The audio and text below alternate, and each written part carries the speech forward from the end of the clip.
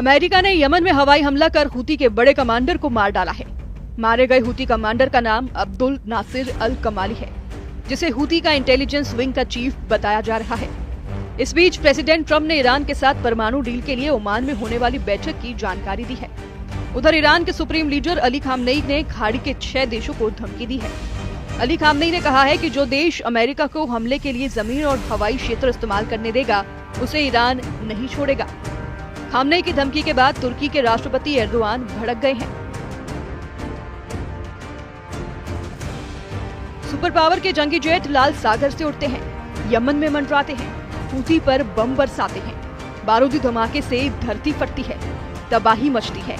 मगर जैसे ही धमाके का शोर थमता है, जवाबी हमला इससे भी जोरदार होता है। हूती की मिसाइलें उड़ने लगती हैं। रॉकेटबाज ऐसा करारा जवाब देते हैं कि अमेरिका और इजराइल दोनों सहम जाते हैं। दुनिया की सबसे ताकतवर लीडर ट्रंप के लिए ये युद्ध भी मुसीबत बनता जा रहा है। ट्रंप को एक बार फिर से ईरान ने जोर का झटका दिया है, जिसे ट्रंप एटमी बम वर्षक के धमाके दिखा रहे थे, जिसे ट्रंप ने जंगी बेड़े भेजकर डरा रहे थे, ट्रंप ने जिसे धरती से मिटा देने की धौंस जमाई, उसे ईरान ने सुपर पावर से सीधी टक्कर लेने का ऐलान कर दिया है। ईरान के सुप्रीम लीडर अली खामनेई ने तमाम दुश्मनों के नाम पैगाम जारी कर दिए हैं। ईरान के सुप्रीम लीडर अली खामनेई ने तमाम दुश्मनों के नाम पैगाम जारी कर महायुद्ध की चेतावनी दे डाली है। ईरान ने अपने लड़ाके फोर्स की तबाही के बाद उन सभी देशों को दहलाने का ऐलान किया है, जिन्होंने अमेरिका और इजराइल की मदद की है। अली खामनेई का दिमाग गर्म है। व्हाइट हाउस में नेतन्याहू और ट्रंप की मुलाकात का वीडियो सामने आने के बाद खामनेई का खून खौल गया है। ट्रंप नेतन्याहू की सीक्रेट मीटिंग की डिटेल ने ईरान को युद्ध के लिए भड़का दिया है।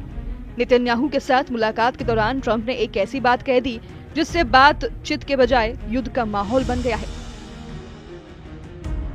एक तरफ अमेरिका ईरान समर्थक हूती लड़ाकों पर बमबारी रोक नहीं रहा, दूसरी तरफ ईरान की बर्बादी का प्लान सुनकर ईरान युद्ध के मूड में आ गया है। यूएस एयरफोर्स ने ईरान पर एटमी प्रोग्राम को लेकर डील का प्रेशर बनाने के लिए हूती लड़ाकों पर हमले जारी रखे हुए हैं। अमेरिकी सेना की सेंट्रल कमांड ने यमन की राजधानी सना हवाई हमले के वीडियो रिलीज किया है। मीडिया रिपोर्ट्स के मुताबिक अमेरिकी हमले में 69 लड़ाके मारे गए हैं। ट्रंप ने नेतन्याहू से मुलाकात में साफ किया है कि ईरान अब बेहद खतरनाक हो चुका है। अगर ईरान ने एटमी डील नहीं की तो हालात परमाणु युद्ध तक के बन सकते हैं, जिसके बाद ईरान ही नहीं खाड़ी के कई मुल्क खाक में मिल सकते हैं। ट्रंप ने दावा किया है कि ईरान को एटमी डील के लिए वो मजबूर कर देंगे।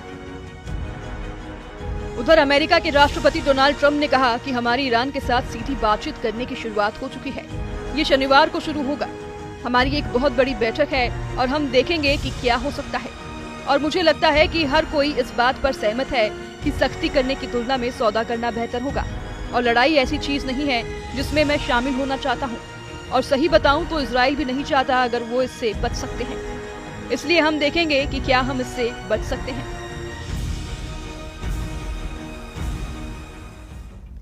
ट्रंप ने क्लियर कट कहा है कि ईरान को किसी भी कीमत पर एटम बम नहीं बनाने दिया जाएगा, जबकि ईरान है कि परमाणु हथियारों के कारखाने बंद नहीं कर रहा। ईरान न्यूक्लियर प्रोग्राम पर ट्रंप से बातचीत के लिए भी अपनी शर्तों पर तैयार हुआ है। ट्रंप ने कई बार ये धमकी दी कि ईरान उनसे एटमी डील पर सीधे बात करे, जबकि ईरान ने तीसरे पक्ष की मौजूदगी में एटमी डील के हक में है।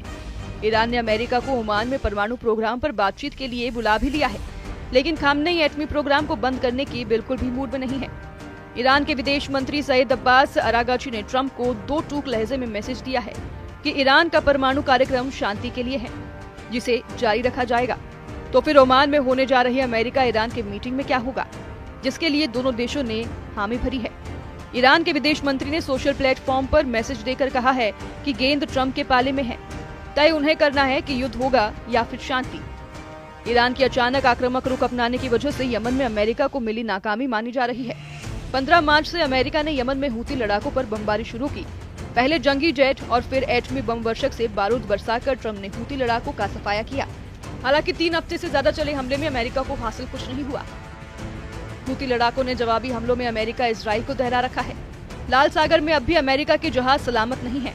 हूती की मिसाइलों ने इजराइल और अमेरिका के ड्रोन और मिसाइलों को तबाह कर डाला है, जबकि हूती से लड़ाई में अमेरिका के $1 अरब से ज्यादा रकम बर्बाद हो चुकी है।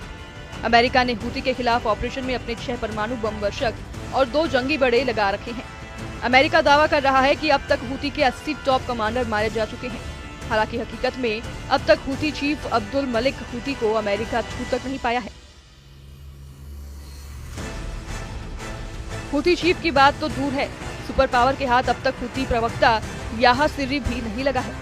असलियत में अमेरिका को हवाई हमले में कुछ खास कामयाबी नहीं मिली है, जिसे देखते हुए ईरान भी अटैक मोड में आ चुका है।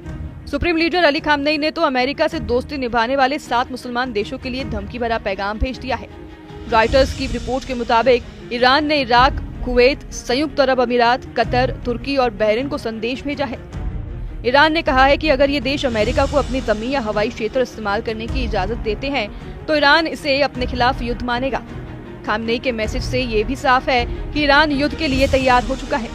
पड़ोसी देशों ने अमेरिका की मदद नहीं की तो ईरान सुपर पावर को युद्ध हरा भी सकता है। खामनेई अच्छी तरह जानते हैं कि तुर्की को छोड़ सभी देश अमेरिका के पक्के दोस्त हैं, लेकिन एर्दोआन वो लीडर है जहां फायदा दिखेगा उसी खेमे में खड़े रखेंगे। इसलिए ईरान ने तुर्की को पहले ही वार्निंग दे दी है। मगर संयुक्त सेनाओं के आगे ईरान कैसे टिकेगा? ईरान की सीक्रेट पावर क्या है? नेतन्याहू ने जो प्लान ट्रंप को सुझाया है, अगर वो लागू हुआ तो ईरान को भारी नुकसान हो सकता है। नेतन्याहू ने ईरान पर लीबिया मॉडल लगाने का आइडिया ट्रंप को दिया है। लीबिया ने साल 2003 में अपने एटमी प्रोग्राम खत्म कर दिए थे। लीबिया के न्यूक्लियर उपकरणों को दूसरे देश में भेज दिया गया था। असल में लीबिया के न्यूक्लियर प्रोग्राम की शुरुआत होती उससे पहले ही तालाबंदी करवा दी गई थी। वहीं ईरान एटम बम बनाने के लिए कई सालों से जी तोड़ लगा हुआ है। ईरान ने अंडरग्राउंड एटमी तहखाने बना रखे हैं। ईरान के कई एटमी साइटें अब भी दुनिया को पता तक नहीं है। ऐसे में लीबिया मॉडल से ईरान पर कंट्रोल करके भी सिक्योरिटी की गारंटी नहीं है। शायद यही वजह है कि ट्रंप अब ईरान का न्यूक्लियर प्रोग्राम तबाह कर सकते हैं।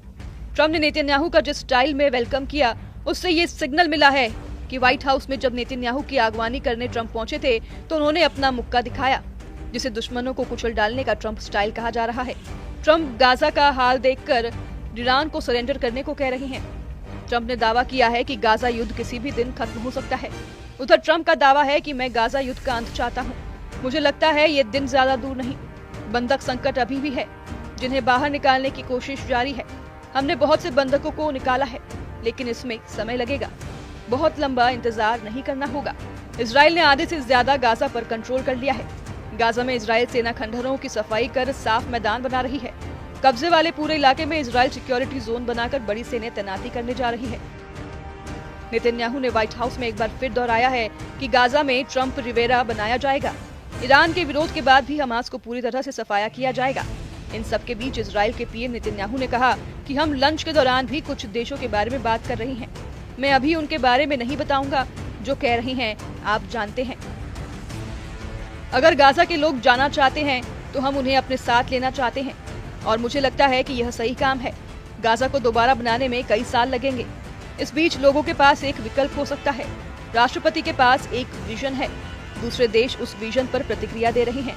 हम इस पर काम कर रहे हैं। मुझे उम्मीद है कि हमारे पास आपके लिए अच्छी खबर होगी। ईरान और उसके लड़ाका आर्मी के साथ नेतन्याहू और ट्रंप ने एर्दोआन की चालबाजी पर भी चर्चा की है। नेतन्याहू ने सीरिया में तुर्की की सैन्य तैनाती और सैन्य अड्डा बनाए जाने को इजराइल के लिए एक खतरा बताया है। प्रेसिडेंट ट्रंप से नेतन्याहू ने अपील की है कि एर्दोआन की साजिशों का खात्मा जल्द किया जाए। नेतन्याहू ने ट्रंप से ये भी अपील की है कि तुर्की को किसी भी कीमत पर F-35 जेट नहीं बेचे जाएं। ब्रिटेन के मिडिल ईस्ट आई ने बताया है कि नेतन्याहू ने तुर्की को F-35 multi role fighter jet बेचने के खिलाफ अमेरिकी विदेश मंत्री मार्को रूबियो से बात की है। रिपोर्ट के मुताबिक बेंजामिन नेतन्याहू पिछले 2 महीने से अमेरिकी विदेश मंत्री से गुजारिश कर रहे हैं। इससे पहले मार्च में फॉक्स न्यूज ने अपनी रिपोर्ट में बताया था कि ट्रंप तुर्की को F-35 फाइटर जेट बेचने जा रहे हैं, जिसकी एक शर्त रखी गई थी कि तुर्की रूसी एयर डिफेंस सिस्टम S-400 को हटाए, जिसकी खरीद के बाद ही ट्रंप ने जेट की डिलीवरी रोक दी थी। अब एक बार फिर जैसे ही एर्दोआन F-35 जेट हासिल करने के करीब दिख रहे हैं, इजराइल की टेंशन बढ़ गई है। तुर्की ने सीरिया में तख्तापलट के बाद जिस तरह से सैन्य विस्तार किया है, जिस तरह तुर्की सैन्य अड्डे बना रहा है और सीरिया के लड़ाका ग्रुप्स को गठजोड़ बढ़ा रहे हैं, नेतन्याहू के लिए सिरदर्द बनता जा रहा है। नेतन्याहू जानते हैं कि तुर्की से टकराना इजराइल के लिए आसान नहीं। एर्दोआन के पास एटम बमों की भी भरमार है। नेटो देशों के सदस्य तुर्की के पास अमेरिका के दिए 100 एटम बम हैं। वहीं इजराइल के पास कुल 90 परमाणु हथियार होने की जानकारी दी जाती है। तुर्की हाईटेक वॉर में भी इजराइल से कमजोर नहीं। तुर्की के ड्रोन दुनिया में सबसे घातक माने जाते हैं। ऐसे में अगर अमेरिका ने एर्दोआन की नकल जल्द नहीं कसी तो ईरान से पहले तुर्की ही इजराइल को फोड़ डालेगा। एर्दोआन के इरादों को भांप चुके नेतन्याहू चाहते हैं कि ट्रंप जल्द से जल्द तुर्की को सीरिया छोड़ने का ऑर्डर रिलीज कर दें। तय ट्रंप को करना है कि किस फ्रंट पर बात करेंगे, किस फ्रंट पर बम बरसाएंगे।